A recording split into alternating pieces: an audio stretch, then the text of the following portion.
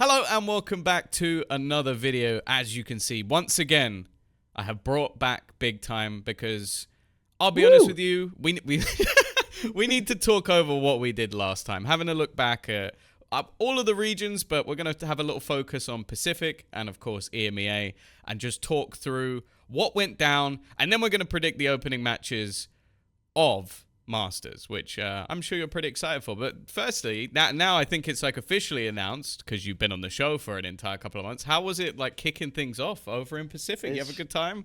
It's really fun. It's great. I mean, you get to watch really good Valorant all day, work with great people. I mean, there's nothing not to like. It's I had a lot of fun doing Kickoff, and it helps that we got some really, really good games the whole way through the tournament, which makes my job on the desk much, much easier. To talk about stuff when it's actually interesting. So it was good. Well, it's time to ruin your day, because obviously the thing that always comes back to haunt talent is predictions and tier lists. So I'm going to start off by just throwing up our tier list, which we created. I'm sure there'll be some people looking at this now and already spotting some pretty grave errors within there. PaperX could win it all. It's not bad. Is it not bad? Okay. PaperX is obviously the biggest no-no. But you find me a Pacific tier list that didn't put PRX top 2 before. What about RRQ? Okay, RRQ, sure, they didn't quite make it, but they could. Because this was mostly you. Once again, the RRQ curse has got me, where it's like, they could have done it. They could have beat Nongshim. They could have beat Gen G and got top 4. They very easily could have got top 4. They just didn't. So I'll also say there's one other howler. I think we know what the one other howler is. Yeah, of course, DRX. I think, if I remember correctly, I was trying to push DRX higher. Yeah, but the problem is you wanted to push them higher, but you didn't have anybody you wanted to move lower. That's not how it works. Yeah.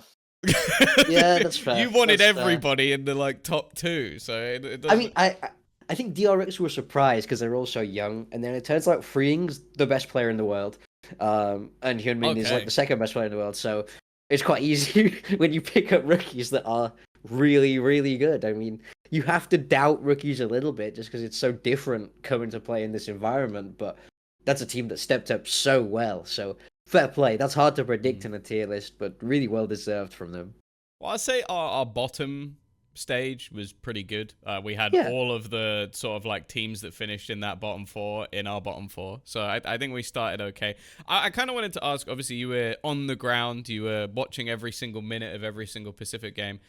What was your sort of biggest takeaway or biggest surprise maybe for people going into watching Masters? Obviously not everybody will watch every single match. Was there any team you looked at and went, oh, actually, I think they should have made it? Or maybe one team where you were like, actually, I was bitterly disappointed with how they came into it? I think Boom were my biggest surprise, to be honest. I think they are massive dark horses now heading into stage 1. I think, so they lost to T1 in the opening match of the tournament. And there's a world where they should have beat T1 in this game, to be honest. I think it was 13-11 map 1, and then they lost a very close rest of the series. Honestly, I felt like if they win that map 1, which they sort of should have when you watched it, they 2-0 T1, they have an insane amount of momentum. And then even when they got eliminated by Nongshim, I think it was, that was another close game that honestly could have gone to them with a few tweaks and a few small changes. I think they were given a rough bracket to go against T1 then Nongshim. I think if you put them against some more middle of the table teams, they can start to get momentum and get a run together. So for me, that's probably the biggest team to watch out for, coming from that lower end of Kickoff at least. Anyway, we obviously have the kind of the giants towards the top of the table. DRX, T1, all the Korean teams will do well into Split 1. And then we have the kind of middle of the round RRQ, where they've been waiting to break for so long, and I keep believing in them, and then they keep ruining my predictions. But yeah, Boom have got to be the one to watch for me. They excited me the most, even though they didn't win. I felt like they sort of should have. Yeah, I think obviously our T1 prediction seemed pretty decent, although I do feel like a lot of the games were maybe a little bit closer than they probably should have been. I think that, especially Talon, I think with no changes, I kind of went into the year going they're probably going to be average, but in every single game, it seemed like to a degree they were competitive. Did we maybe underestimate Talon a little bit as well? Yeah, I think we did a little bit. I think Talon is one of those teams that was tough because it's like they didn't make any changes, and that wasn't, it's not exciting to not make changes. Yeah. Um, and then they came into kickoff. Obviously, they got that leg up. They started further down the bracket, and I felt like they got given quite a nice bracket, which helped them accomplish that run. But yeah, I mean, I think they still have a lot of individual potential. We look at Primy. Primy was a demon this tournament. He's always a demon. He's the future of that franchise. And I think whenever he's there, especially, they're going to be a tough team to count out. Okay. I think obviously the biggest story was, at least when you go back to looking at this, was DRX. Yeah. So other than I've seen a lot of freeing hype. Like I've seen, especially from you guys on the desk, you literally did just say he's the best player in the world. Like where has this come from? Because let's be real. Like I think going back to like time in Rare Atom and coming into this roster, I don't think expectation was that he would be, wow, this good. Because I think if you go to the stats, he's going to be, relatively close to the top, even considering they had a lot of fairly close games. Look at that agent pool, though. Yeah, that is kind of nuts. That's it. 297 rounds on Teo. Freeing might not be the best player in the world, but I do think he is the best Teo in the world. That I can confidently say. Okay. I mean, DRX had a clear game plan going into this of they looked at it and they went, Teo's broken. We're going to play him on every single map. And they go, Freeing, you're a Teo guy. You're playing Teo everywhere. And I feel like that means if they're playing him on every map, he's only been scrimming Teo for like probably since its release. He's probably played more Teo than anybody else in the world at this point. Certainly in tier 1 officials, you can't ask for any more from him from this. I think he understands the utility better than any other Teo that I've watched, as well as being able to frag so strongly. Like, he's quite a selfish initiator. He's not going to be, when you see like IGLs play initiator and stuff, it's very supportive. It's about setting up the duelist. They don't do that here. Freeing is like, he sets himself up. He takes the risk himself. He makes those plays, but he's fragging so hard and his util is so clean the whole way through. I think he's the biggest X factor for sure coming into this. I am kind of worried about how well that translates internationally, though, when we go to Bangkok, because there's a lot more time now to watch and break things down. And DRX have always been known to not be a super fluid and versatile team. They're a team that have their set pieces. They're a team that has a lot of structure, a lot of protocol. So it's about how well the international teams can read that now, especially against this Teo. And that will kind of determine how well they can do internationally. But they had a fantastic kickoff, and Freeing had an amazing kickoff. So it was really fun to watch. He was fantastic. What did you make of IGL Marco?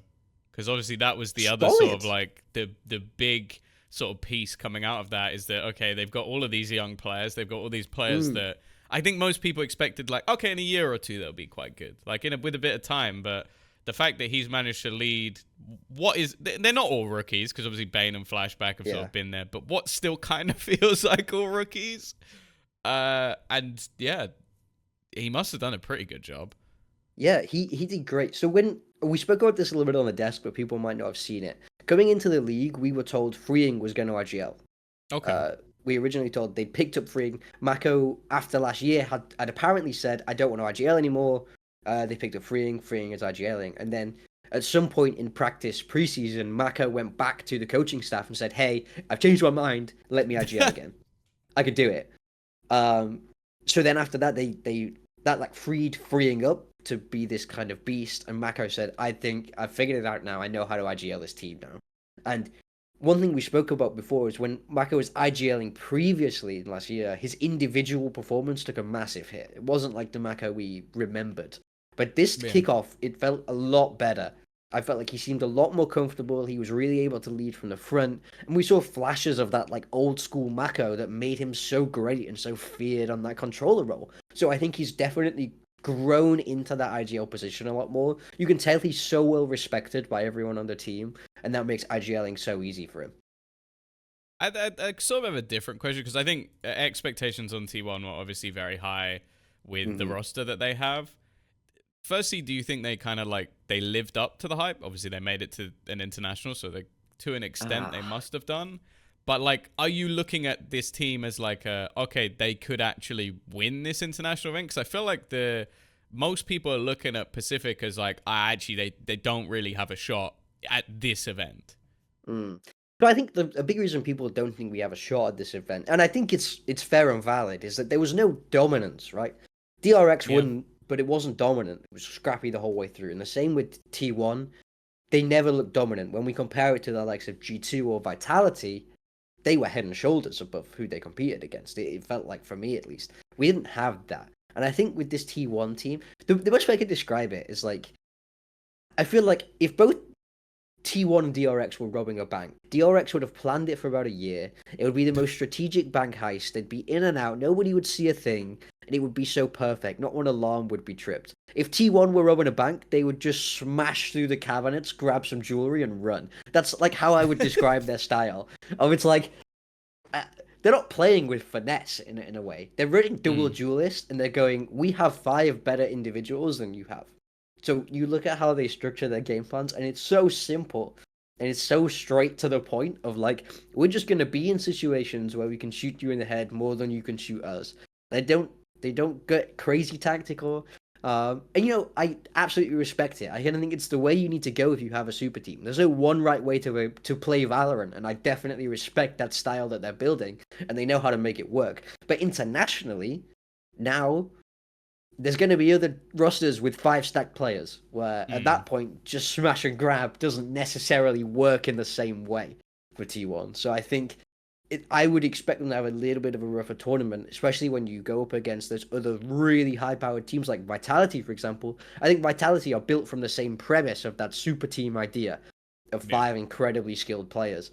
But you can't just go toe-to-toe, head-to-head with everyone like they could in Pacific there. So I'm a little bit worried for them internationally, in a way. But I think there's still potential if they hit their shots. Yeah, I think this is a good sort of like segue to almost move on into my tier list for EMEA. Obviously, this one I did by myself. I think, like, for the most part, I'm quite happy with it. Obviously, BBL, I don't think anyone saw that coming. I'm not going to beat myself up too much, putting them at the very bottom. They were coming into the event with a stand-in. I think, like, anybody who... I saw some of the pick'ems towards the end where people had, like, BBL win it all, and I'm like, you're mental. But I kind of respect the grind. I think also some teams, like bringing up sort of the bracket, some teams were a little bit disappointing, but then you kind of look at the matchups and you go, I kind of see how it happened. I think the obvious one for me is Carmine Corp. Even though I had them fairly low down for a first event, from my memory, watching them, they were great. Like, I really enjoyed seeing Aves especially. I think he had some crazy strong maps. I think Sugetsu looked a lot more comfortable, a lot more clutch than what we saw in some of the like other matchups last year where it just kind of looked like a dead team. But at the same time, when you think, okay, this team has brought in Sadak, Elite was like an amazing player last year. Martin's still up there, and they finished last. That's where you kind of go like, oh, okay, actually, was it an underperformance? And I kind of like, I have them down here alongside Na'Vi, but I think both of those teams, especially Na'Vi, there were worlds where they could have gone on a pretty decent run, and instead you're looking at them in last place and going, okay, what are my expectations now for the year? Yeah, I mean, I think that's sort of the problem with Kickoff, right? Is you can just get screwed by the bracket. You can just have to play really tough matchups really on, where you don't get to get any of those momentum. I would say, personally, I mean, I felt like it was an underperformance from both Common Cope and Navi, to be honest. They both have expensive, high-powered rosters that are not okay with finishing last. Those are 2 organizations that are never going to be okay with that. And they definitely have a lot more to prove in Stage 1. I don't feel like I saw either of those rosters really live up to their potential, especially compared to where we've seen both organizations historically. They're built to win. So to see them crash out kind of this early on, it is Kickoff, it is what it is, but I think we can expect more from them as we come to Stage 1. I think that was sort of the story of the event for a lot of teams. I think like Fnatic were fairly underwhelming for who they are, which also, again, like you look at this scoreboard and it genuinely, if you don't look at the score of the game, it looks mental. Like every single player positive, and then they've lost because of how like some of the maps actually went down, like some of how dominant they were, but also how some of the rounds were actually lost.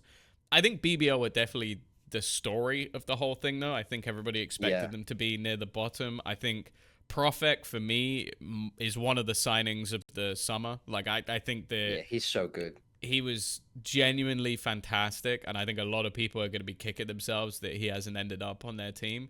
I think, Hmm. like, Sociable also was just mental. The fact that you've picked up, I think, a 28-year-old who, if you look at, like, his sort of agent pool, is basically just another guy who plays Duelist. Okay, like, he has the Sova in there, but it's like, it's not someone you're bringing in and going like, yeah, 28-year-old who only has really played Duelist in his career. What are we bringing in for? Our Sova for the team. And then he pulled off one of the best aces I've ever seen in my life. Like, just basically just no scoping people with a Marshall. Like, Yeah. it was genuinely like this team was built just as like a, we're going to disrupt every idea you have about Valorant. And I think that, especially teams like Fnatic, I remember this Abyss game in particular, they got blasted by this kid, Levin. Mm. Like, just basically doing, like, it was if someone He is said so to good him, as well. just, like, in my rank games, I just push him every round. Just do that. And he managed to make it succeed. And I think that has been a real kick up the butt for Fnatic, who obviously have now changed coaching staff, because I think they just didn't have a response up until like later matches. And for a team that has multiple championships under their belt, still has Chronicle, Alpha, now Kayak, some of these matches just didn't seem acceptable. Like in this game versus Foot, for a lot of it, it didn't seem like they were even in it. Yeah, no, I remember staying up and watching these games. That's sort of a nice thing about being incredibly jet lagged, is I can be awake till about 5 in the morning watching the EMEA games. And I watched this game, Footballist versus Fnatic, and I also watched the Fnatic BBL game. And I remember in both of those just thinking like, this is not prime Fnatic. This is not the Fnatic that we're used to seeing. It's the same style in that, you know, they have these great all-star names. They're really fiddly in their utility. They're really smart, but it's just not working. You'll get it, like, you can be as smart as you want until the Turks arrive and just start shooting you in the head. You know, Footballist. I have so much respect for Footballist. I really think that they have been one of my favorite EMEA teams for the longest time, from even when they were in tier 2 together. Competing. I just love it. It's a group of guys that just love playing together. They have their own style. Qrax goes, yeah, I'm really good on KO, guys. How about we just run KO all the time? And you know, they just play their own game, and it's so hard to deal with, even for these really established teams like Fnatic, who have played against Footballists many times. If you're not on your game on the day, they can run over you. I'm a big believer that Footballists could beat anybody in the world on their day. So they did really well, and I think Fnatic obviously not happy with how they performed. As you mentioned, making coaching changes, getting rid of Elmer Putty. I hope he ends up going somewhere good. I do think, you know, I think he had a tough time almost coming into Fnatic because there was nowhere to go but down for Fnatic when he joined. So, but I think he did a good job. But you know, I can see why they felt like I need to make a change, because you kind of can't let this bad of a result go unpunished if you're an org that big. Yeah, I think that's the problem is with the players they have. I think also the other side is that the way that things have been communicated, it seemed like they let Durka go, which if you didn't already know, looking at the stats, that's probably not one of the greatest decisions you've ever made. I'll just sort by ACS just so you could sort of see. Don't get me wrong, Kayak is up there, but I think Durka has definitely proven once again that he is the best duelist within the entirety of the region. And I like, the thing is, again, it is like after last year, they go, okay, we need to make a change. I don't know if that was it. And I think that, like, just seeing the team that Vitality have been able to build, it's terrifying. Like, even the fact that I casted this game, they look dead. Like, they look dead in this series, and then just come out of nowhere on Lotus, absolutely obliterate their opponents. And from then on, it looked like a completely different story. Like, a team that new, without like a traditional IGL, normally doesn't show that level of resilience. And yet, they're still not the most interesting story in this bracket, because who the fuck saw this coming? Crazy. 3-0 against Heretics was Yeah. insane. I was watching this game and it was just like everything was going so perfect for them. It was, there's games like from a coach's perspective where I've been on both sides of it, where some games you have it where you can't do any wrong, or it's like it doesn't matter. Yeah. We hit the site, they're stacked 4 people, it doesn't matter, we'll win it. And there's other games which is like this is more how it must have felt like from Heretics' side, where it doesn't matter what you do, you just can't win around. You know, It's it gets it. 15 It's rounds. 3v1, and then bang, bang, bang, you lose it. Just nothing went Heretics' way, and huge credit to Liquid. We have to talk about Keiko as well, moving across on the smokes. He looks electric since making this role swap, and this was a heavily doubted role swap by the community. Oh, for sure.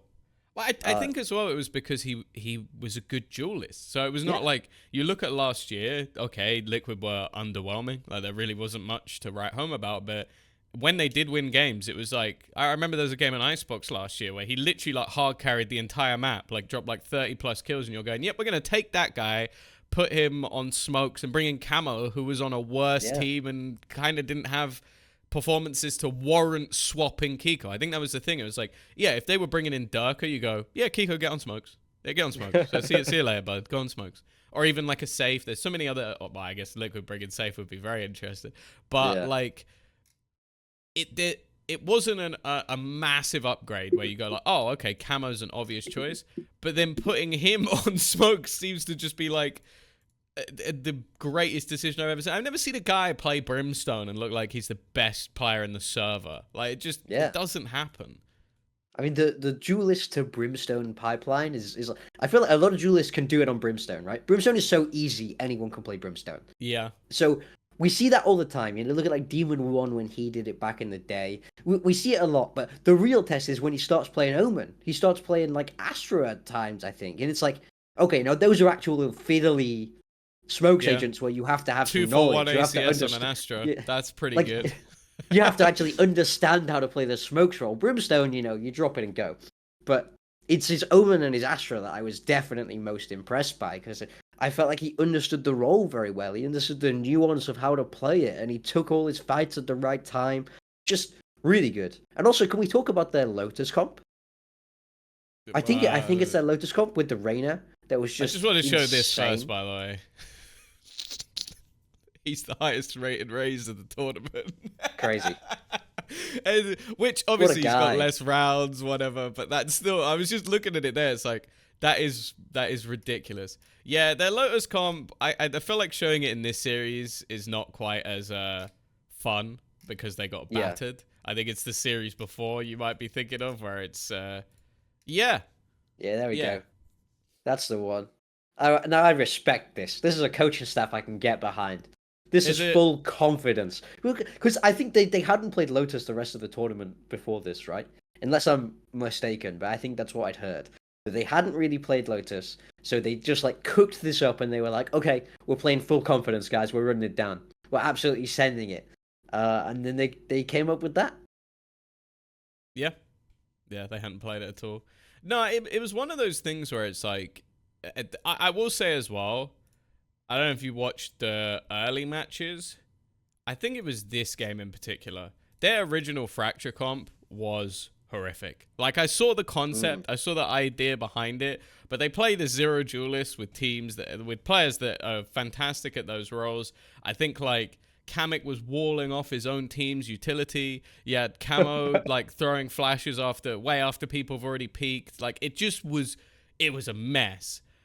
And so when I saw them in like week 1 and I had put them this high up, I was like, I'm cooked. Like, I'm going to get rinsed. There were already people who told me before the season even started that my opinion was stupid. And I was like, they're right. This team looks ass. And they could have lost to Koi in that opening match as well, from what I remember. Yeah, I definitely watched this game. They could have lost to Koi. They could have been eliminated by Apex. Like, there was so many moments in those early matches where you go, okay, they're probably done now. And then they played Giant X. They looked pretty good.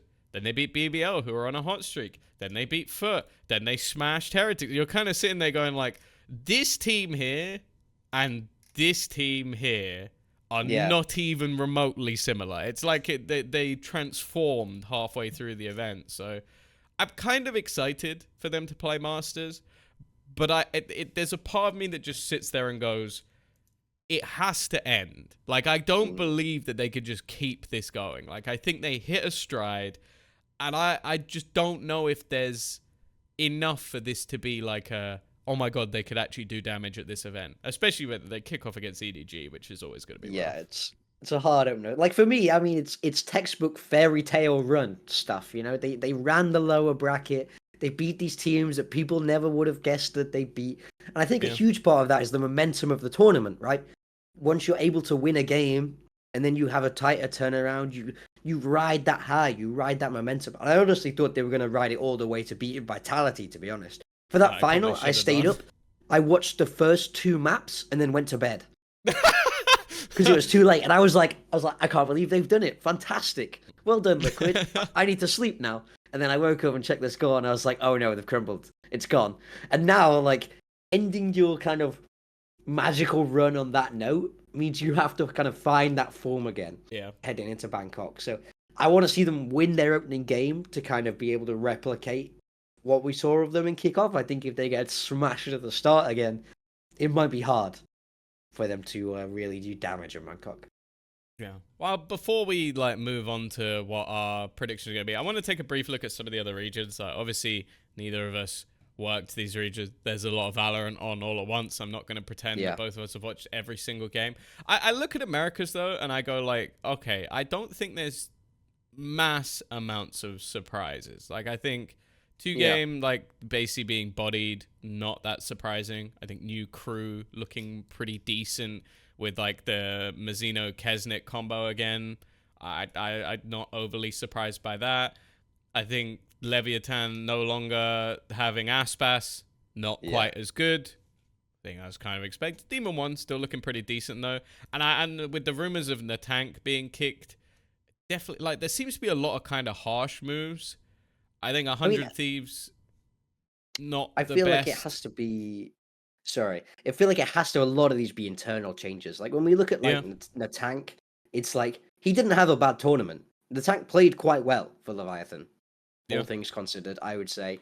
So, to me, it suggests that there has to be that kind of internal conflict. There has to be that level of disagreement that's creating problems for these teams. Same with, NRG. NRG had a really fantastic offseason and, not the best kickoff, obviously, but now they're making very big, drastic changes. And I think it has to be this kind of internal issues, internal discussion, you would say. Yeah, I do think as well, one of the more interesting ones is obviously MIBR, because I think their first game, obviously, I think I did catch a bit of this one, and it went, fairly horrifically. I was like, oh dear, okay, so Aspas has basically joined a dead team, and then it just seemed like after that, things picked up. Obviously, Cloud9, I think they made weird changes just right at the end of the off season. Again, not really knowing the reasons behind it, and I feel like a lot of teams kind of own themselves. And then obviously the other one that's become quite an interesting thing is NRG with making kicking their coach, who I know for a fact that a lot of teams in EMEA and probably elsewhere wanted to sign Bonko. So the fact that he made it a few weeks basically and then was kicked out. The same with Verno, right? He didn't have a bad tournament. I don't think we can sit there and go he is the cause of their loss, but there must be other things behind that, because it seems like a very, very rash decision to make straight off of basically losing 2 games. Yeah, I mean, it's one of those things we can never know from the outside, but I think there just has to be that kind of level of disagreement. It does happen all the time in teams.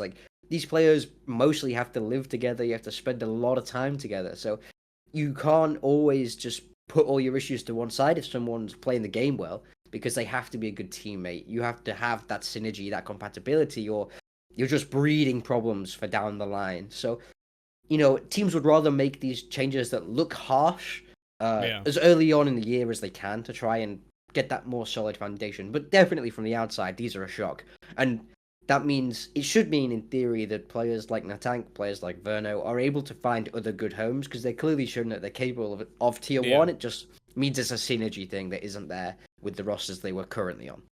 Yeah, I think another team I wanted to bring up, I was just looking through some of the stats, because I think obviously G2 Sentinels, I don't think there's any major shocks here. G2, I think, went in as favorites. I think like with the pickups of Narrate and Bang, expectations on Sentinels are really high. I'm not surprised to see them as the two teams going forward. I was pleasantly surprised with what we saw early doors from Loud, though. Like, I think it does tilt me that it took so long for sort of, like, Digizin had to disappear for a year. Because I think everybody knew this guy was unreal, and he's come back, played, and looked unreal again. So it's just kind of like, why have we had to wait this long? I think him being in Loud with the likes of Pancada Kauzin, I think it's going to be a fun team to watch throughout the year. Like, I think that's what makes it similar to with EMEA with like some of the questionable things. I guess you could say for all of the regions at the moment with like Gen G still looking good and stuff. Especially the third spot going into the next Masters. I don't know who claims it. I think Loud have a shout. I think if Leviathan can like fix a few things here and there, I don't think they look bad at all. Like I still think they have depth of players. MIBR have already proven they can get here. Crew. It makes it really exciting knowing that, okay, like, it isn't just going to be G2 Sen. Like, there are plenty of teams that can actually compete in this region. Yeah, that's why Kickoff is, like, the harshest format as well. Only two teams going is so restrictive. Like, we miss out on so many great potential games, and, you know, just two teams is not enough teams, man. Give me more teams. That's very much how I feel, where it's like, I think from every region, trying to guess who's going to be the next one up. Well, even if teams are going to be able to keep their spot, you know, when we talk about Liquid, sure they had a great run. Now, how does that play out over a longer format where you play week in, week out? You know, do they hold their spot? And then who gets that third spot? Who gets the third spot in EMEA? Is it Loud? Is it Leviathan? Does Aspas go insane and get them to another international event? You know, it's impossible to predict. But I suppose that's our job. That's why we're here. That's the thing. You have to consider that they were very nearly there anyway. Like, okay, this game wasn't, like, other than Pearl didn't really go their way, but, like, they were a single match. And then we're going to finish off with China, which I always feel like is the most difficult. Like, it's the one that's the exact same time zone as yours. So, I think we kind of look at this as, like, how are EDG doing at beating teams? And the fact that they were even in the lower bracket, enough. I think that's enough of a story itself. I think this Trace roster, obviously from last year, made it to champs, did decently, like taking some pretty big names early on. I think exciting matches to watch, with like the likes of Kai doing very well. And I'm very glad to see that has continued. Like, obviously we're seeing Kai like still do this like weird thing where he sometimes plays duelist and other time plays the hard sentinel role, which every time I see that I go like, how the fuck are you Vice and Jet? Like, that doesn't make any sense. Those don't cross over at all in the way that you play, but he makes it work. And I think that's something that I just find massively enjoyable about this team, is that they have their uniqueness to them. I think Hebe as well was just impressive at what he was able to play in terms of depth. And I like the fact that they're going again. Like, they've managed to prove that they have some like extra depth to their roster and continue to grow. Because I think there's a lot of teams that they get to a champs and then they go, okay, that's our team. We're not making any changes and we don't really need to adapt. And I don't think that's the case with them. I think they're very hungry to do well. Obviously, EDG still came back through lower bracket, and I don't think it's going to be too bold to assume that if you sort this by ACS, Kong Kong is at the top by a fucking country mile. Like, it's the least surprising thing on the planet. I'd say the only other thing I'd really look at is just the fact that FPX were not that close, which for them is a surprise. Because I don't know how you feel about this, but I've always talked about this team as they should be at pretty much every single international, and they always have upset potential. It's just because they're up against EDG that people think they're worse than they are. They've always had really cool comps, unique ideas, very aggressive, and very hard to play against. Well, that now becomes a little bit less true when they're finishing 5th to 6th in China. Like, they didn't. It's not a good look. It's not a good look. And they didn't There's even no two lose ways about it. to EDG. They lost to Billy and DRG, which, again, it tells a very different story. Yeah, I mean, for me, FPX was always one of those teams where I loved watching them play. I loved them in the international events, and I felt like every time they were on the verge of doing something really great. Yeah. And they just never quite managed to do it. So seeing them not qualify is, I do think that sucks a little bit. But I think for me, Trace and EDG were the expected two. From everything I'd heard from the region and from scrims and stuff like that, everybody had been saying Trace were looking very good, very solid. And I think EDG just have a lock on the region. This sort of reminds me of like old school DRX playing in Korea, where it's just like no one could beat them. I mean, it's not Yeah. exactly the same, right? They are losing games and maps here and there. But I just think when push comes to shove and like they're in that grand final, I just will always back EDG. I feel like they own the region. They always find a way to make it work, no matter how scrappy they end up looking, no matter how dicey it seems. They have plot armor in the region. That's the best Yeah. way I can describe it. It's like they always make it because they have plot armor. But can they do it at Bangkok? That's the big question. Heading into champs, not many people thought they could do it there, and they did. Yeah. Um, but I don't know. I'm not sold this time. Like, I was a big EDG fan for last champs, and I was so happy when they won. But for them to come back and look equally dominant, when now they've had the eyes of the world on their Yeah. playstyle. Everybody's been watching EDG VODs. Since they won it all, you have to look at it and you have to respect their style now. So can they get away with the stuff they got away with before? Can they be as aggressive? Can they be as in your face about everything? I'm not sure. Um, and only Also, time will tell, I do they suppose. still have? Does everybody still have the drive? Because I know that Yeah. that's like you never want to call into question like if someone is willing to put in the extra hours or not. But it's like once you have the biggest trophy ever, once your name is known within your region, once your name is known across the world, do you still put those extra few hours in? Are you as Yeah. hungry as the other guy? And that's the thing is, I think at champs last year, there's no question that they were. Because people still sat and went, they qualified because they're from China. There's not that much competition. There's no way they do damage. But now they've won. It is a very different story. And as you said, a lot of eyes on them. So I'm going to go over to this page. Obviously, there's not a whole lot of pick'em stuff that you can. Oh, okay. They do it like you could pick the 4 teams and you do the opening matchups. This is a little bit of a different way to Ah. do the pick'ems. I don't think we've seen this Okay. before. Now, I think that obviously both of us are going to have our biases. And as Mhm. said, a lot of people are underestimating Pacific, I'd say. I think that, like, because of EDG, people obviously have hope for China. I think the Vitality and G2 have been the names on most people's lips of who could actually have a chance of winning from their region. Is there anything you could say to convince me that not to just go like this? Okay. So I definitely believe DRX can beat some of those teams. I think T1 is a different story for me where I don't know how well their playstyle is going to transfer Okay. internationally when they can't be guaranteed that they're better aimers. But DRX, like, I think they were so far ahead of the meta compared to everyone in Pacific, and I think they're still further ahead, in their understanding of Teo compared to any other team in the world. That sets them apart. It makes them trickier to play against. I think they have a lot of time to prep, and also they have a shorter flight, which we can't knock down. For the Americas Okay. teams, they have to go a long way. They have a lot of different resets to do.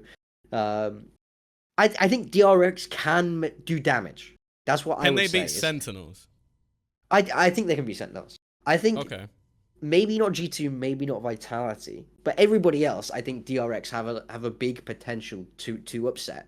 To be honest, I mean, I don't look at the players on Sentinels and see them as vastly superior to the DRX players from what I've watched from DRX, and I think DRX's strength is in their coaching staff. It's in the tactics, it's in the strategy, and it's in that finesse. And I think if they're able to bring that across in the same way that they did in kickoff, but to kind of counter argue myself, I'll give you a free point here, Tom. To disagree with me. To I have to disagree with what I'm saying there. When um, in kickoff, they only played Korean teams Okay. the whole way through. Their whole bracket was only against Korean teams, um, which is perfect for them. There's no two ways about it. They can't ask for an easier bracket than that because they understand the Korean mind. They understand the Korean way of Valorant, and they looked better than everybody else at doing that. But now it's like you're in against these different styles. Like, it's easy for me to see why people are low on Pacific. We have a lot to prove at this event, and it's going to be difficult. There's only 8 teams. You're against some absolute juggernauts of these teams. But I think if anyone can do it, DRX can. They just need to use Teo better than everybody else. They need to make sure they have enough stuff mixed in there. That's kind of been a problem for DRX. Historically, when we talk about them finishing like 3rd, 4th, however many times they did that, it's because the strat book got exposed, and then they run out of they don't have that depth because they don't have the versatility. So I need to hope that they're using this time really wisely, that they're adding a bunch of new stuff, they're getting creative, they're pushing the meta even more, and then I think they can do it.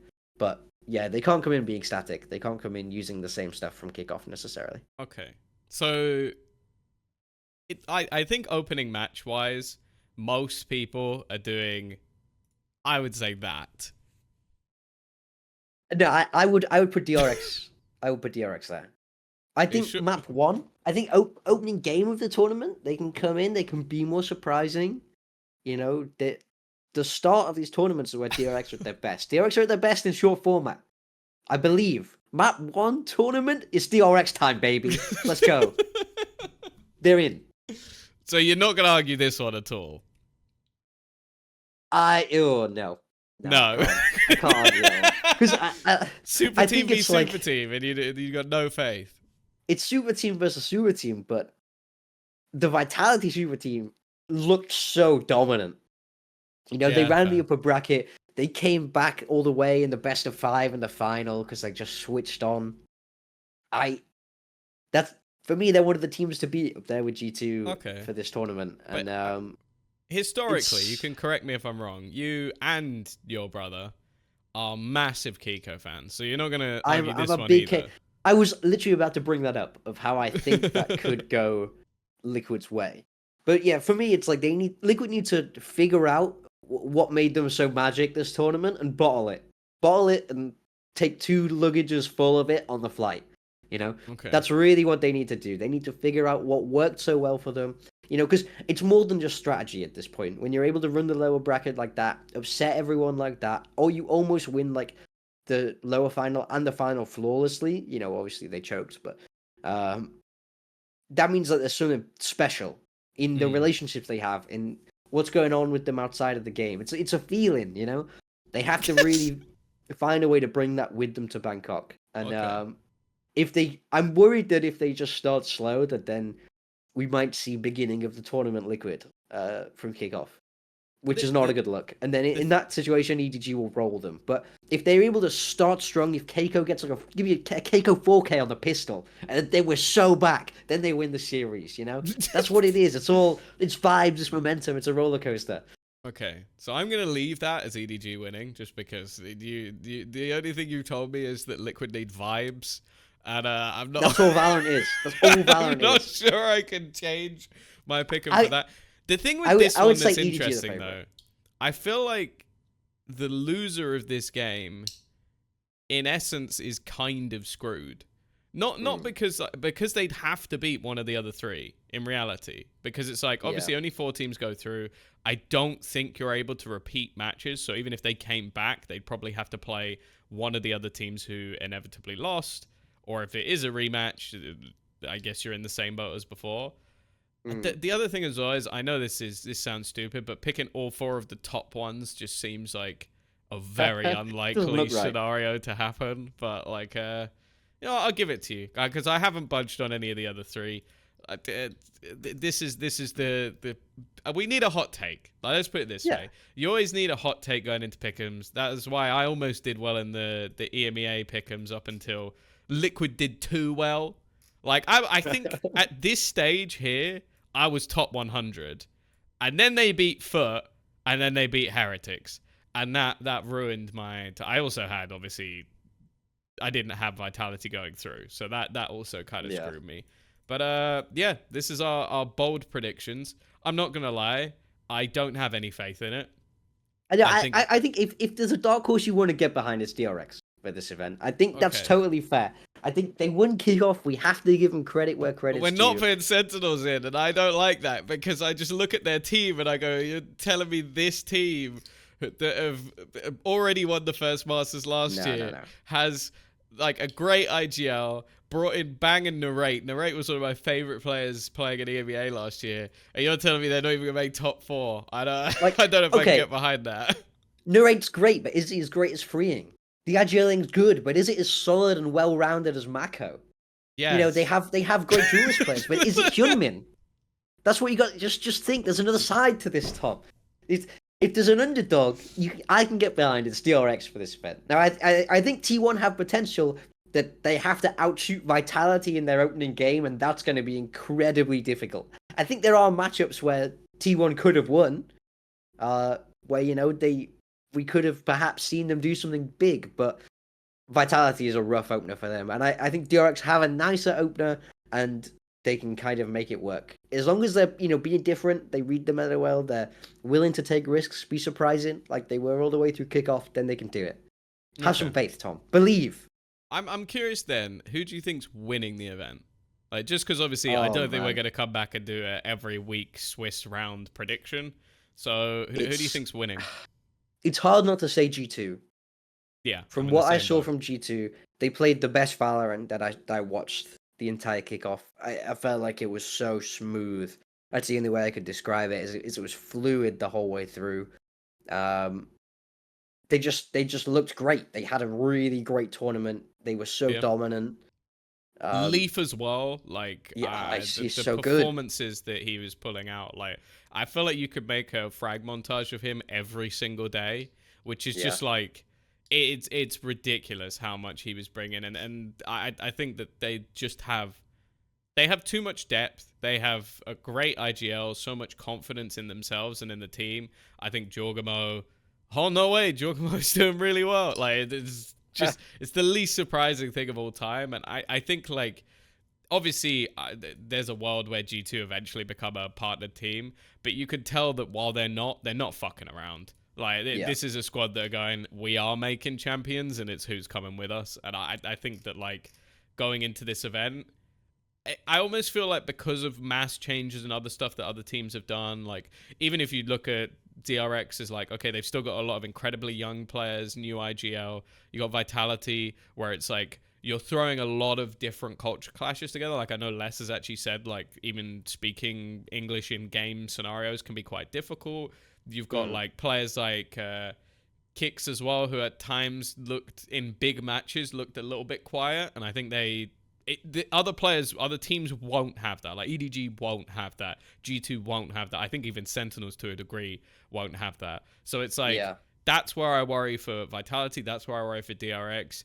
T1, that's actually where I do think they could actually step up because I Mm. think they have so much experience in terms of Yeah, like very much. playing on like the biggest stages, playing against like the biggest teams. Is like there's no one on this roster who you go like, oh yeah, no, they're gonna be underwhelming. That was the other thing.